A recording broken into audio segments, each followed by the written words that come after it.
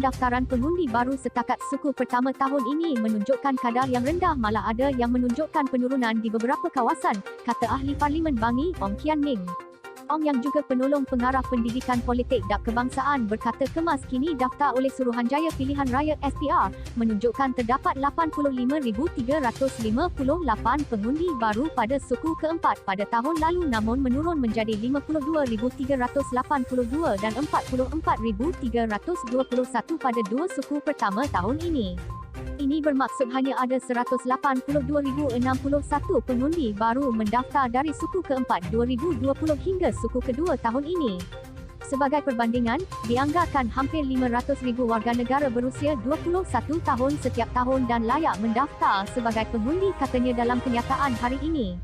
Ong berkata, Perlis dan Labuan menyaksikan penurunan dari segi jumlah pengundi baru pada ketiga-tiga suku, sementara Kedah, Perak, Kuala Lumpur, Negeri Sembilan, Melaka, Johor dan Pulau Pinang menyaksikan penurunan pengundi di beberapa kawasan.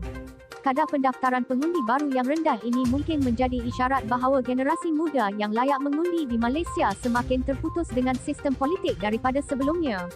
Misalnya, mereka mungkin khawatir untuk keluar pergi ke pejabat pos untuk mendaftar untuk sebagai pengundi, katanya.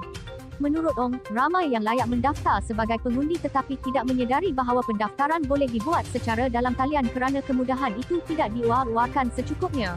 Parti politik dan kumpulan kepentingan lain pula, katanya, tidak dapat melakukan pendaftaran berkenaan.